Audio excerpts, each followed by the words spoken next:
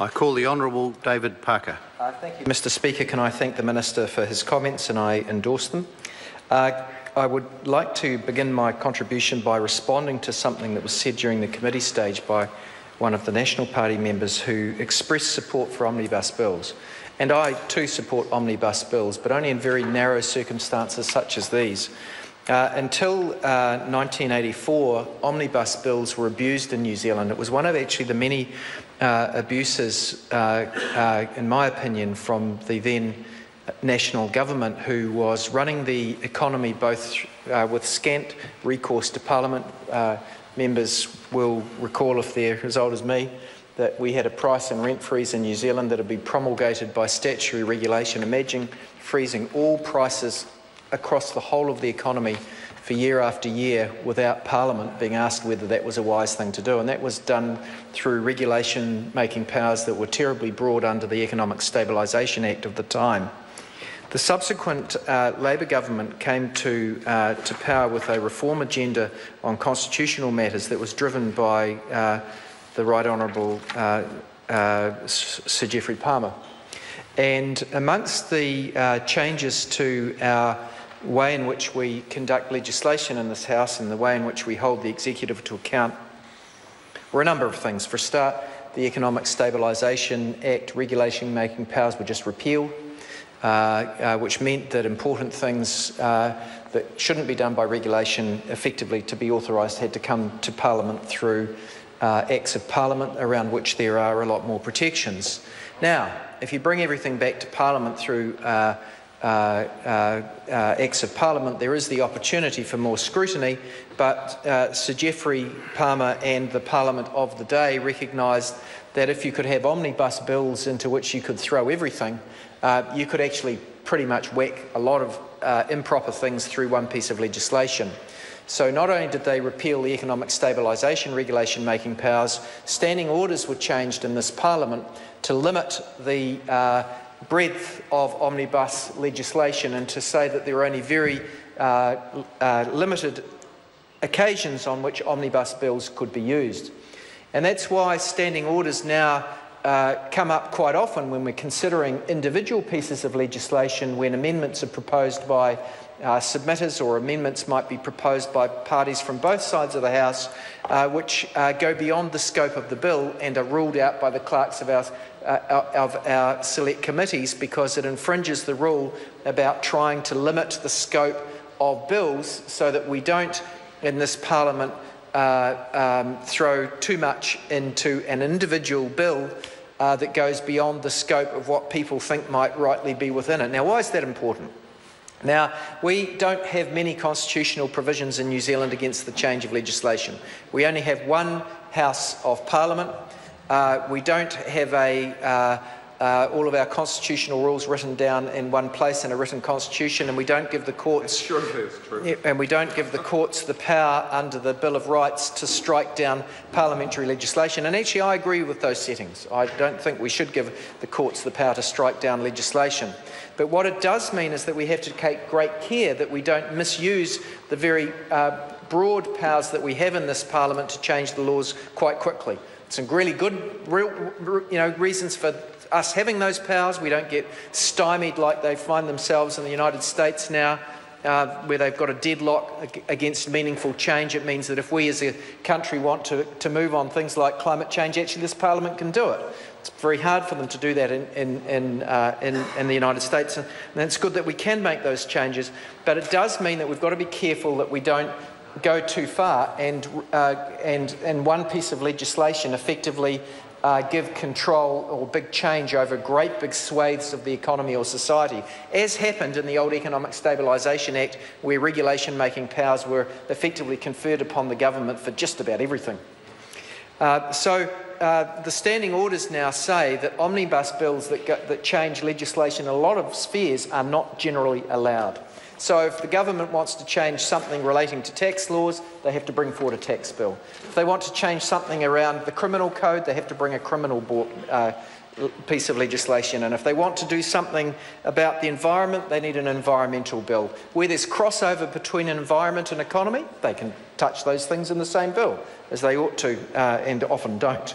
But we shouldn't be changing the Local Government Act and the Land Transport Act and the Births, Deaths and Marriages Act in the same act unless the things that are being done are of minor effect. And that is the one exception that we have to omnibus bills in this House. And so this is that exception. The Statutes Amendment Bill, or as we now have the list of bills that are now before us, now that it has been split following the committee stage into separate bills, and I could take the rest of my 10-minute time up by just listing the various acts that we are now considering in this bill. This is the one exception, and it's a proper exception, and we agree it's all non-contentious. Mr. Speaker, I will just mention two final things in closing, which I think stand to be emphasised. I do find it ironic that we are improving in a minor way the operation of the Local Government Official Information Act and the Official Information Act itself, when in such a wholesale way we have the government abusing both of those pieces of legislation. The worst offenders were the Honourable Judith Collins, and I say that as a matter of parliamentary principle. I use that name rather than as a matter of honour, and her dealings with whale oil, the Prime Minister's own office in respect of Jason Eads' antics using the Official Information Act and Dong Walu affair to attack the Labour Party and David Cunliffe, who I think is justifiably aggrieved at the injustice that he suffered at the hands of the abuse by this government of those pieces of legislation. The other point I would make is in respect of the more current abuse of power, which is here we have amendments to land transport legislation coming before this House, even though they're minor, and yet we're not seeing any legislation to authorise the use of $70 million of money collected from New Zealanders by the government, taken through excise duties, road user charges, and being used as a political slush fund by the National Party in Northland. Again, that's not coming before Parliament. Point of order. Tim McIndoe. I take offence at that reference, and I also believe it is absolutely out of order for the member to make such an accusation of the government.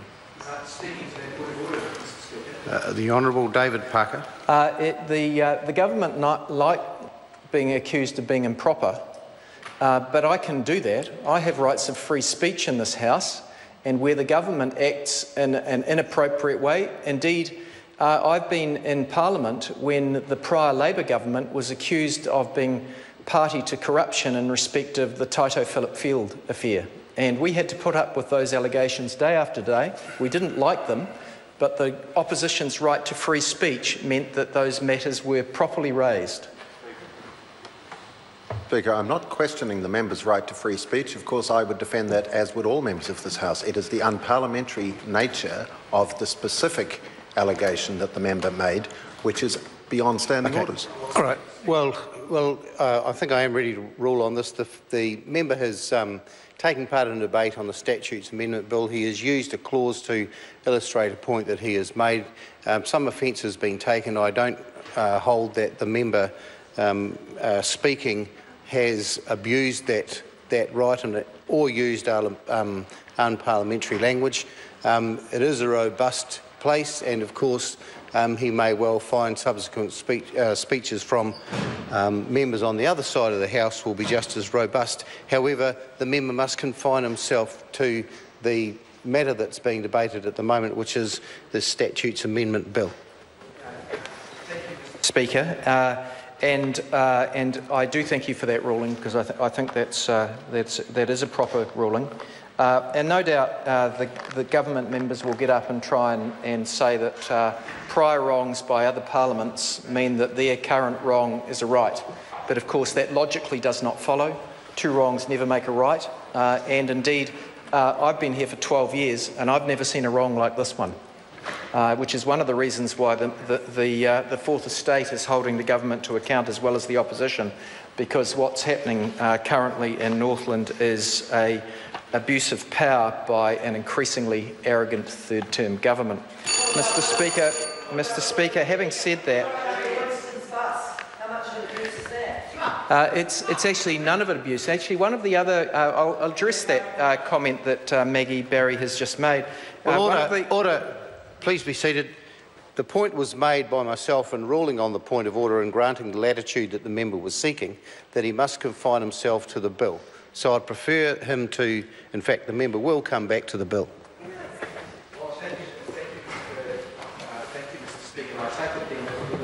These issues in terms of Willow Jean Prime's role in the Northland campaign are raised by the government members, they'll be ruled out of order, because I would like the opportunity to respond to Maggie Barry's comments, but you have ruled that out of order. So presumably those comments are out of order too, which is unfortunate, because there are proper answers to those. Back to the bill. Thank you, Mr. Speaker. I will return to the more general proposition that, this is actually an instance where, whilst, there are political barbs that will always go backwards and forwards across this House as we try and keep democracy clean and free from corruption in New Zealand, nonetheless, this is a good bill. I support it. It is a justifiable and wise use of an omnibus bill, which, for the reasons as I previously addressed, is something that we must use judiciously in this House. On that basis, record that the Labor Party will be casting its vote in favour of the final reading of this bill.